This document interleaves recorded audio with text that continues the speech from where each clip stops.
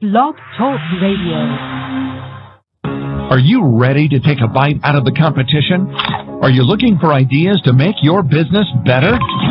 Welcome to the Core Business Show with Tim Jacquet, sponsored by Apple Capital Group. At the core of every successful business, you'll find people making a difference. And with each episode of the Core Business Show, we talk with those people, examine those ideas, and explore the strategies that make them special. Now, the host of the Core Business Show, Tim Jacquet. Well, good morning, everybody, and welcome to another episode of the Core Business Show. I'm Tim Jacquet, your host. Today, I have the pleasure of having composer, artist, liturgist, Bob Hurd. We're going to begin with the program by playing Pandavia, one of his most famous songs that he wrote. But if you do want to talk to Bob, please call in at 347-324-3460, 347-324-3460, and I can patch you through. If you can pose a question in the chat room, I'll go ahead and read it on the air as well. So let's go and start with Pandavita, and shortly we'll come back on the air and talk to Bob Hurd. Thank you. This is Tim with the Core Business Show. Well, Bob Hurd, good morning. Good morning. Well, welcome to the show. Thank you. I guess to begin with, tell us about yourself, where you're from, and how did you get into this world of music? Well, I grew up in the Cleveland area in Ohio, and like a lot of people of my generation, when I was in about, fourth or fifth grade, the folk music thing kind of hit the country, hootenanny, all these different groups, and my brother brought a guitar home one day, and he wasn't doing much with it, but I started to learn how to play, and pretty soon I was in a little group, and then the Beatles came, and we traded in our folk guitars for electric guitars, and then when I graduated from high school, my family moved to Los Angeles, and I decided to go to the seminary to study for the priesthood. And it was just at that time in Los Angeles that they were starting to do sort of folk guitar masses. And because I had this background in folk music, I ended up being the person kind of in charge of those masses, because we had traditional masses with organ and all of that, but we were starting this kind of newer stuff. And because I had known real folk music, I wasn't very happy with some of the music that was being used for guitar masses, because it was actually written for children originally, and it caught on, but it just wasn't real folk music. So I started trying to compose music for liturgy, and this was like in 1970, and I have some of that music still, and it's okay, but I didn't really know much about liturgy, so I was just kind of writing songs. And then I went off to graduate school, and I got right at the time I left college, I got connected with a publisher of liturgical music, and that was not a happy experience from a business point of view, because the guy who owned the company owned all my music. I had no copyright or anything, and he would do things with it that I didn't approve of, and I never saw any royalty. So it was kind of a rip-off situation. I stopped writing. I went to graduate school, and then that was in Chicago. I came back to L.A. after graduate school to teach at Loyola Marymount University, and I began writing again. And eventually, I got hooked up with Oregon Catholic Press. And by that time, that was has been a very good relationship. And they enabled me to write my music, continue to own copyright to it, receive royalties. And so, although my day job was teaching philosophy and theology, the music eventually really took off, and this publisher's hymnal is now in about 2/3 of the parishes in the country. So, and it's a subscription service, which means that every year people renew their subscription to this hymnal. It's a paperback hymnal, and it sort of changes a little bit each year. So that means that I get royalties every year on my music. Wow! And eventually that became much more of an income than full-time teaching. So I sort of went to part-time teaching, and I'm now a full-time composer. So I don't know. That's a little bit about my background. Wow. Now, is the Breaking Bread, is that edition or music issue? There's actually multiple editions, but Breaking Bread and music issue are the two forms of the English hymnal. And then there's a bilingual hymnal called Unidos en Cristo, or United in Christ. And that's another sort of paperback service that expands each year with new music and so on. And so I have music in both of those. And then OCP also sells hardback hymnals, and I have music in those. So there's multiple sort of products. And of course, now we've sort of moved to the internet. So people are beginning to, not hymnals, but purchase music by downloading it on the internet. So that's a kind of whole new venue of making music available. Wow. Let's go back to the darker days as a young composer in the late 70s, and you signed up with, I think, was it North American Literature Resources? Were you with them, or was it? No, it was FEL, which stands for Friends of English Liturgy. And that was the earliest provider of contemporary music, and some of the earliest music from that publisher really caught on in the very earliest days. And I was maybe the fifth composer that they took on.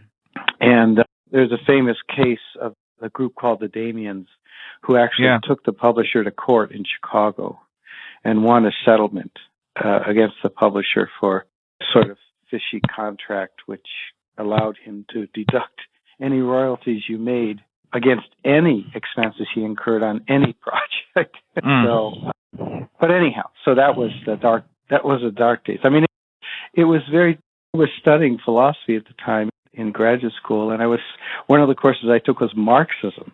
And there's this whole thing in Marxism about alienated labor, and the theory is that the laborer creates the thing, but the owner takes it.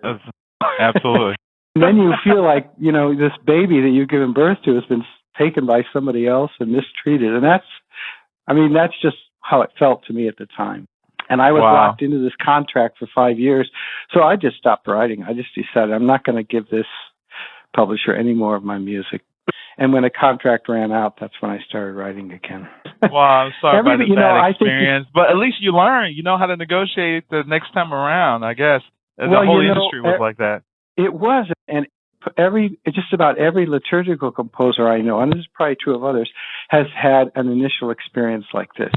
Initially, somebody comes along and they sort of say they're going to really make you a success, and you go with them and you trust them, and either they really don't have the funds to make it happen, and so you're disappointed, or they actually rip you off. And everybody I know who's a composer has gone through something like this in the beginning of their career. Wow. Yeah. Talking about your music itself, since you started starting with the folk music and growing from there to the contemporary music in the 70s, and we have this big thing ever in the day is glory and praise music. That is kind of a collection of some folk, some contemporary. With you, the Damons, the St. Louis Jesuits, and so forth. What was during that time? What was that like? Coming out of the 60s through the 70s, and all this youthful energy, and kind of writing something that speaks to the heart of this new generation of Catholics. Yeah. Well, it was a very exciting time, a very creative time. I mean, that was the plus side of it, is that there was this feeling that we needed to create something new. And the musical establishment, I mean, the people who really knew music and had degrees in it and had been doing church music for years had much better musical chops, but they were still kind of thinking in terms of the older idea, which was that a choir would perform and the assembly would listen. And although there was some really good music that was written for congregations to sing out of that traditional kind of status quo thing, I don't think they really got what was really going on with Vatican II. And then people like me, and especially the St. Louis Jesuits, who were particularly strong, understood that this is really primarily for the assembly to sing. We're not writing for a choir, we're writing for an assembly. And we can put that assembly music into choral parts so that the choir is part of this. But It was an opportunity to do something really new that nobody had really foreseen. Because if you look at the early documents of Vatican II, when they talk about music, they are assuming that people are going to chant. They're not really imagining, although they're allowing other instruments and everything, they have no idea what it's going to turn into. So the plus side was it was very exciting, and you had a feeling that you could make a contribution. But the people who were kind of really going with the new idea, at least myself, and I think this is true of a number of us, didn't know that much about liturgy.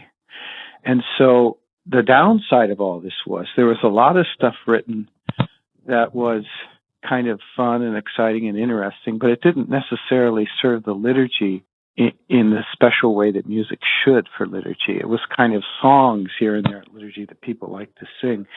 And so since that time, thankfully, what's happened was I think people like myself and others who got started because we knew folk music or contemporary music, but we didn't necessarily know a lot about liturgy, we've grown into this. And so this kind of music that started out then has greatly improved over the years and developed in really solid ways.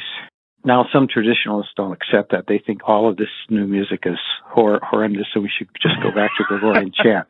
But the people I know who are writing good contemporary music for liturgy also treasure the chant. They also treasure hymn. Their position and my position is we need all of these things. We need an array of music from contemporary through good hymnody. If you've ever sung a good hymn, whether it was written 40 years ago or 100 years ago, the hymn structure is very good for assembly singing. It's just a good form for 500 people in the pews to be singing. It's just very easy to connect into. Contemporary music sort of speaks more immediately to what people experience in music generally, beyond church. I mean, you're speaking their cultural language when you do something that's more contemporary. But because you belong to this community that stretches back in time, it's really healthy to have some of all these different kinds of music.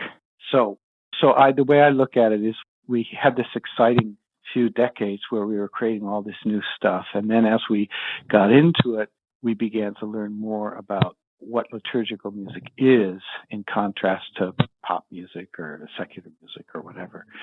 And although we've opened up to many different genres now, we have different styles, and they're all permitted by the documents, so long as they really speak to the meaning of the liturgy and they allow people to participate. So if some of the older style music was geared toward choirs and too difficult for ordinary people to sing, I'm thinking of some of the more difficult Gregorian chants, for example. Some of the new stuff that's going on now is so syncopated that it's really music for a soloist or a band, but it's not music for an assembly. So my kind of basic rule is that as long as any genre serves the meaning of the liturgy, and it really is designed for a bunch of people to sing together instead of just a solo artist, then it's appropriate. Mm-hmm. And we can't just go back to one type of music as the only sacred music.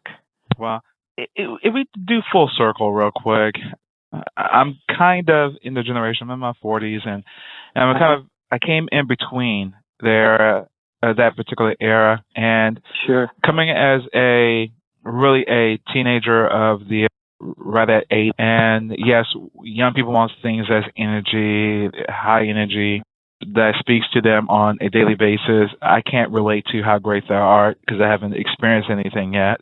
Uh-huh. You do that when you get 40 plus, how great they are. And eventually people will grow into those songs, but as a youth, they either sing it out of habit because it's the only thing they know. Yeah. But it really doesn't speak to them, so you had to speak to that particular generation. So, unfortunately enough, I remember I came out of those days. I remember the chant at Mass or no music at Mass, and I just wanted to go to church and cry.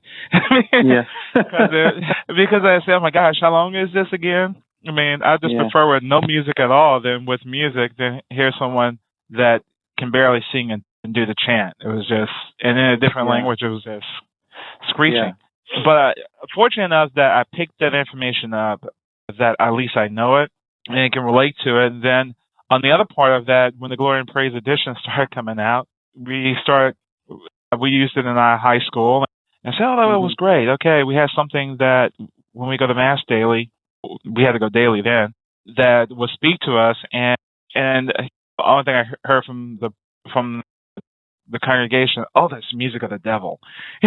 And believe it or not, when I was on NPM team for African American musicians, and I still heard from the committee meetings, "Oh, that's still music from the devil." We just talking about the last 6 or 7 years ago. They still think it's still music from the devil. But I had one thing to tell them and say, "Well, look at how the congregations have grown within the matter of the last 15 years. So either we're doing something right, because when I grew up, we had the largest congregation was only 2,000 families. That was rare. It wasn't a commonplace. But when you get to 7,000 and 10,000 plus families, you're dealing with cities. And the typical Catholic church today, you're in the 2,000s or at least 1,000 range today.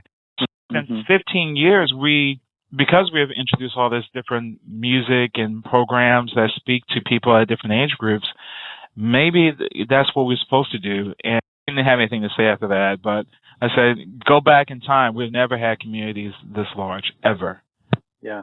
Well, I don't know the sociological facts and all this, because the one thing you have to think about is we've also had parishes closing, and some parishes have doubled in size because it's one church for what used to be for two parishes. But I remember seeing a movie about gospel music some years ago called Somebody Say Amen. And it was about, is it Tom Dorsey? Tom Dorsey, who wrote Precious Lord. It was kind of his story.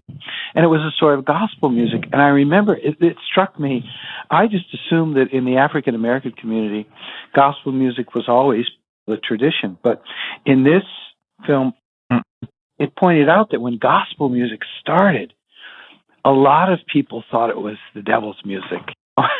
Absolutely. That it was a new thing and there was resistance to it. But I think the thing is, there's really only, our musical likes and dislikes, our preferences, of course, they're culturally determined. They're determined by what we grew up with. And you and I grew up where we were shifting from one style of music that was not performed by the assembly. It was performed by a group, a separate group, the choir. And it was a very high cultural achievement. Gregorian chant is an amazing kind of music, but the problem is it takes so much expertise that most of it that we heard growing up was very poorly done, and so it turned us off. I've also heard it done beautifully, and it's very powerful when it's done beautifully. But the primary need is not to defend this or that cultural style of music, but the primary thing is what allows the gospel message to speak to people where they live. And a music that emerged for people in the Middle Ages spoke to their psyche and to their conditions. That when Gregorian music started, it wasn't traditional. It was new. It was contemporary. And then it became kind of official and continued on that way. But initially, it spoke to people directly, at least to the literate people. But it's determined by our culture, and we have to take seriously the culture that we live in. The culture that we live in, we're immersed in music of many different styles, accompanied by instrumentation with rhythm. That's what speaks to us immediately. If we like Gregorian chant, if we like music from centuries past, that's a kind of acquired, cultured thing. But what speaks to people most directly, the kind of music they're going to carry around in their hearts for the most part, is going to be the contemporary music that they've heard on the radio or on their stereo. So as long as the music tells the gospel story and the Paschal mystery, it's our duty to connect with people where they live. The other thing I want to say is, as far as youth and then older folks, of course, when you're younger, your culture of music might be rock or something like that, and that's what you want to hear, and that's what excites you. That's what gets you going. And so there needs to be some experience like that too at the liturgy if we're going to reach people. But I always figure that, see, in my experience, I was so influenced by the Beatles, for example. I remember having this discussion with a friend when I was in the seminary, and he was arguing that church music should be very different from secular music. And at the time, My Sweet Lord by George Harrison was a big hit. And I loved that song. It was so powerful with all the guitars. I think there must have been 8 guitars playing those chords. It was really powerful. And it was about God. And of course, he was into Eastern religion, but I always interpreted it in terms of Christ, my sweet Lord. And I always thought, wow, so this is what I want in church. I don't want something that sounds just like only what my grandparents like. So, and that argument continues to this day. There are some people that say the church is sacred space and it needs to be distinguished from other styles of music. But the way I look at it, the whole world is graced by God. The whole world is sacred. And I just don't buy that dichotomy between, what happens in church is supposed to sound different from what happens everywhere else. If it doesn't have any continuity with what happens everywhere else, then it becomes kind of irrelevant. Or I become schizoid. I've got my sacred life in church, and then I've got my ordinary life, which is somehow less important outside of church. And I can't buy that dichotomy. Absolutely.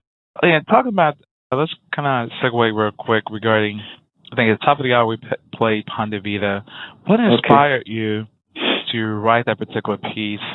Because it looked like you shifted from, at one period, a lot of just English, contemporary, and what brought you into going to the bilingual and Spanish music route?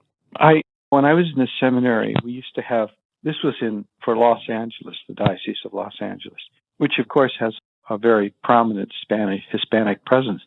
When I was in the seminary, we used to have one Spanish Mass a week. This is back in the late 60s and early 70s. And so most of the time everything was in English, and then we would go into Spanish. And when we went into Spanish, most of the seminarians were not Hispanic and they didn't know Spanish. So they kind of tried to participate, but, it was kind of for the Hispanics. And so there was this kind of division going on. For the Spanish speaking, it was once a week, but it felt sort of like a token thing.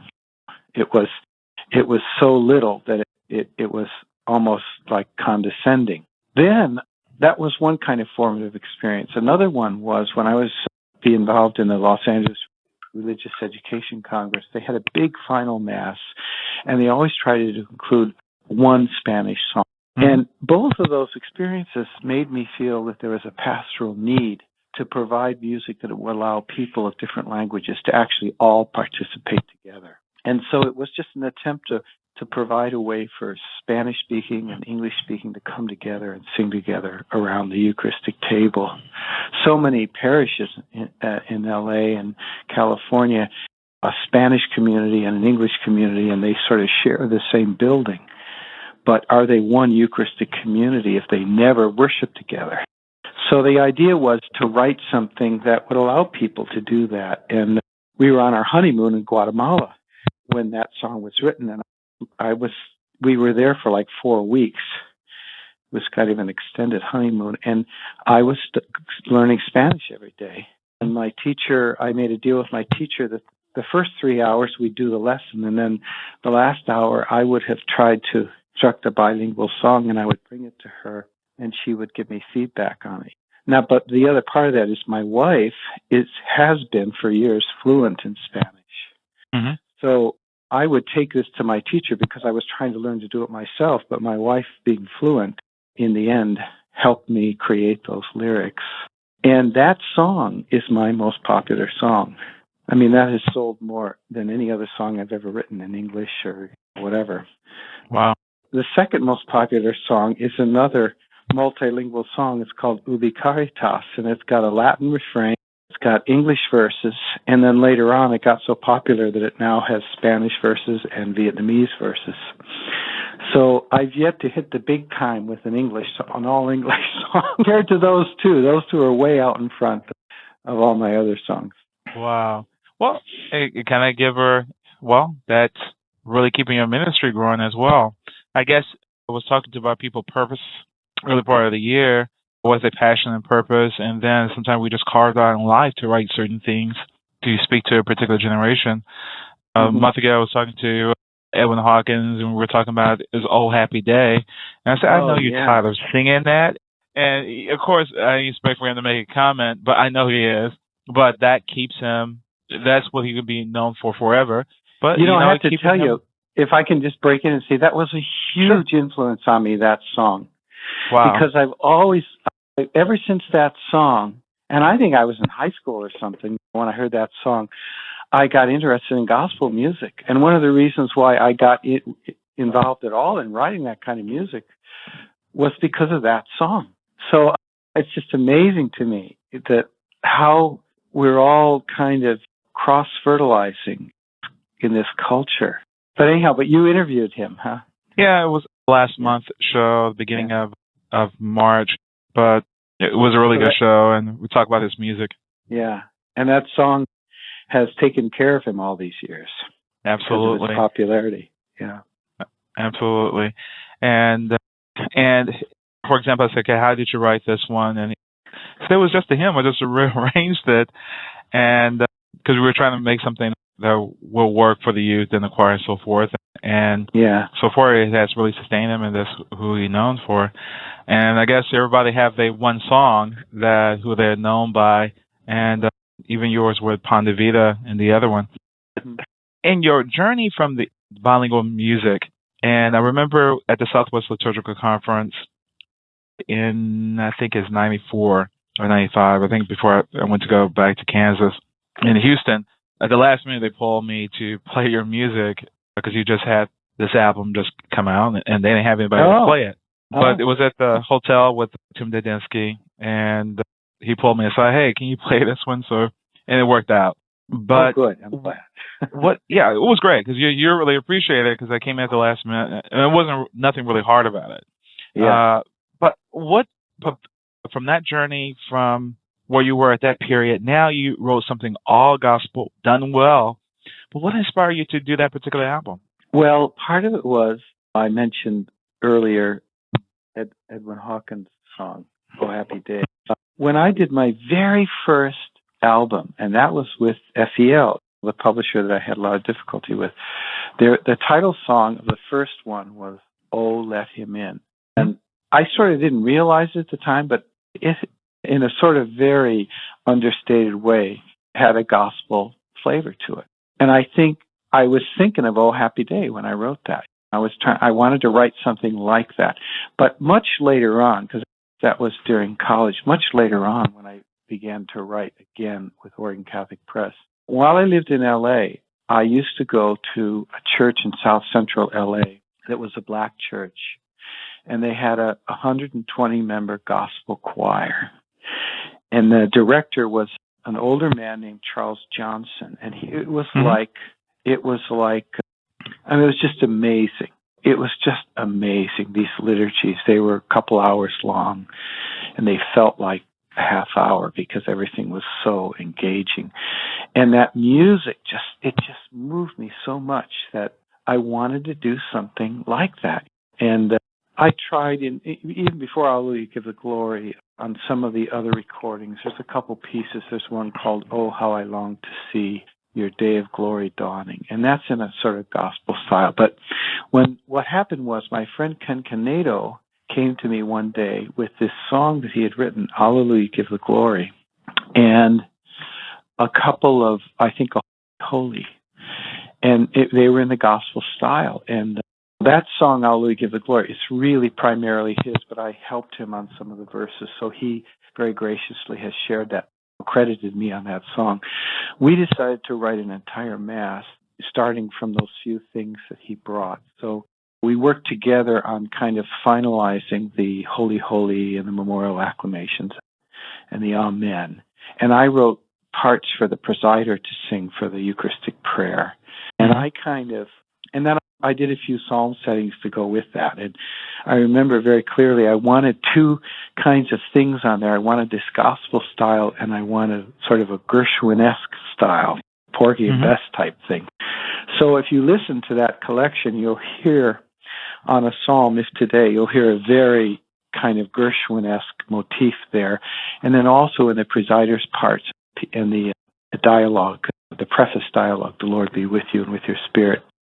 All of that has that sort of Gershwin-esque sound. And then it just kind of blossomed. And at that time we were recording in LA, and I knew this because I had done a few earlier things that were gospel. I had met this teacher and choir director, Paul Smith, who was just terrific. And he was part of this African American choir. And so they came in to help us do this. And I wanted a mixed choir because part of my statement with this was, this is for everybody, whatever your ethnic background is.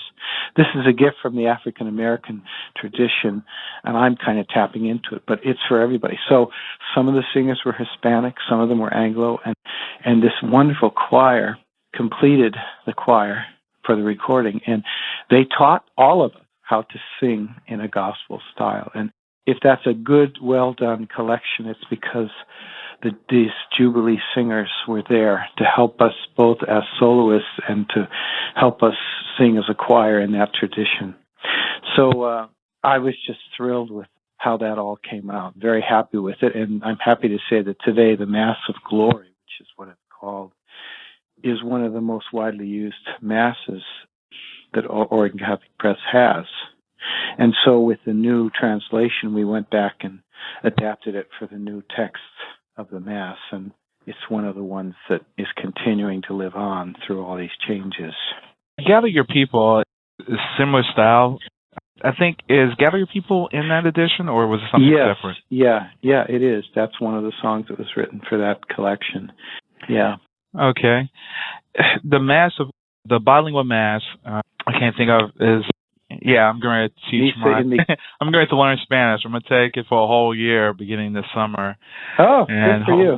Yeah, I'm transitioning, and I'm have to take the Spanish group until I find somebody. So decided just to take the year off and just learn Spanish during the summer because I can learn better during the summer, and then continue it on. That's a whole year during the summer, then continue it on 2 more semesters, and so that That's hopefully wonderful. I can get fluent with it. Yeah, I said, well, I better do it before I don't want to do it anymore. I get a certain age, I don't feel like going back to school and learning anymore. Things get harder. Right. Talk about that particular Mass, because it has stood the test of time. Since it's been out about well over 15 years. I think almost 18 or something since the it's been that long. I remember Indianapolis when it came out, I think. Yeah. In 97 or 96. Yeah, I think that's right. The first bilingual mass I wrote was called Misa de las Casas, and that again that came out of that honeymoon in 1987. But then a few years later, we went to Oaxaca, Mexico, on a vacation, and again, I was studying Spanish and so forth. But they have this tradition that's called Gay, which means gift giving. It's a kind of fiesta, a kind of big party where people from the different towns and parts of the city or the country or an area of the country come together and they perform dances. And the dances are different. The styles are different from each place. So they're bringing their culture and sharing it with others. And then they have this tradition where at the end of each dance, they throw food out to the people. They throw bags of rice and beans. And so it's gift giving. It's gift sharing. And kind of music that was played in whatever strange way this happens. But I was kind of drawing on that when I wrote Immigrant. I liked the idea that this is an expression of sharing across different cultures. So English-speaking people and Spanish-speaking people coming to the gift of the Eucharist, which is God's Galagetza with us. And our participation in that takes the form of singing together across our different languages. So the rhythm and all of that, I was thinking of those dances when I wrote it. Now, I recently met a guy from Colombia. He's from Colombia, but he's here and he does liturgical music and he's done some recordings for OCP. And he told me that music reminded him of music in Colombia. I have no idea. I have no idea how that happened. But yeah, so that's kind of the story of that song. One thing of that mass setting, one thing I've become aware of over time is that how distinctively different the styles are of different Spanish-speaking countries, and that music is probably less Mexican and more Central American, or I think. I don't know. I'm not sure. Yeah, I just noticed the difference. It's certainly not a mariachi kind of style, but of course, even within Mexico, there's more than just mariachi. There's lots of different styles. But one of the pluses of not being of Hispanic culture and trying to do this is you don't realize what you're getting into, and you just do it. And thankfully, sometimes it works. If you really knew what you were getting into, you might be afraid to even try to do it. But since I was kind of naive about it, I just jump into it. There you go. Yeah, there's a pastoral need, and nobody's done this, so I'm going to do it, and let's see what happens. And luckily, it kind of worked out. Well, that's the thing with musicians. There's two forms of it. If people who are just academia. If you go on an academic approach, and things don't come out right. But if you just throw yourself into it musically and you feel it, it comes out better than to just think about it. So you think about it, you just almost ruin it. But you just go into it, then it just flows a lot better. Yeah, and I should say too that just as I collaborated with Ken Canedo on the Mass of Glory, the collection that Inmigrante came out on was a collaboration with Jaime Cortez, who's a very gifted composer from Arizona, and he and I worked together on a lot of bilingual music. And so when I was writing that Mass, I was in conversation with him, and he helped me a lot and gave me good feedback. And some of the parts of that Mass, I think the dismissal for catechumens, that part of that Mass, he wrote. But so part of it is jumping in because you see a need and you try to do something about it. And the other is collaborating with people of the culture, learning from them. And so I benefited a lot from Jaime's help on that one. Wow, that's amazing. And kind of leaving us, what if you describe your music? How do you describe your music in a nutshell? And if so, what is your favorite song that speaks to you? That says, "This is Bob Hurd." That's a really tough one. Well, although I've written kind of upbeat things, my sense being that the assembly, this is appropriate for an assembly and that people want exciting music. I'm really much more of a contemplative person. And I can't really name any one favorite. But for example, that song I spoke to earlier, Ubi Caritas, has a Latin refrain and then it has verses in multiple languages. That the style of that song is much more contemplative and meditative than, say, Alleluia, give the glory. And I love all of those things. But the music of other people and the things I've written that I really love the most, or I guess that's nourished me the most as I'm composing them and as I'm sharing with people, are actually the more contemplative types of music. Now, on my most recent collection of music, which is called Dining in the Kingdom, there's a song on there called A Listening Heart. And it's an ostinato. It's a refrain that's repeated over, and at the same time, there's soloists singing verses. And it's a listening heart, give us, O Lord, that we may always hear your voice. A listening heart, give us, O Lord, that we may always follow you. So it's kind of that good shepherd saying, my sheep know me and I know them. They hear my voice and they follow me. That is kind of my current favorite. And it's very contemplative. It's meant as a communion hymn with the idea that the Lord we're receiving in the Eucharist is the Lord's voice. We've heard in the liturgy of the Word, this communion is going to help us to follow him more closely. So, that's my current favorite, A Listening Heart. So get a listen to it sometime when you get a chance. Will do. See what you think. In closing, so 100 years from now, how do you want to be remembered as Bob Hurd? Well, one of my heroes is the theologian Karl Rahner. And I did part of my dissertation on him, and I got the opportunity to meet him. And I remember asking him for advice to a young theologian.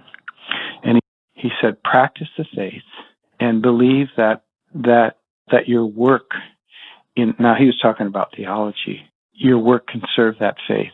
Believe that it's possible to do some new work and that it will serve the faith. And I guess I would like to be remembered as someone who just tried to serve the church in its current needs, that I saw needs and I tried to create something that would help people worship better.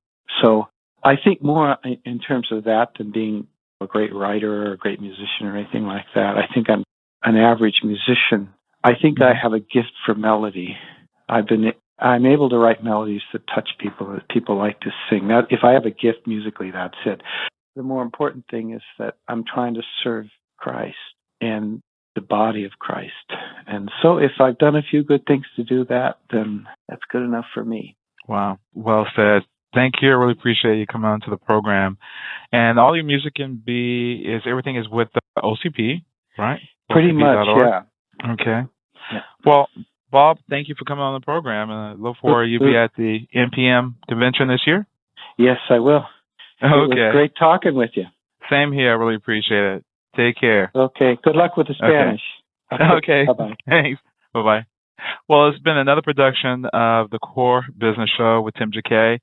Thank you all for listening, and everybody have a great day. This show can be downloaded on iTunes and Blog Talk Radio. Take care. Thank you for listening to the Core Business Show with Tim Jacquet. For more information about equipment financing and asset-based loans, visit our website, applecapitalgroup.com. That's applecapitalgroup.com. Or call us at 866-611-7457. We hope you'll join us for our next episode. And remember, you can always get to the core via iTunes. You'll find all our previous episodes there. And thanks again for listening to the Core Business Show with Tim Jacquet.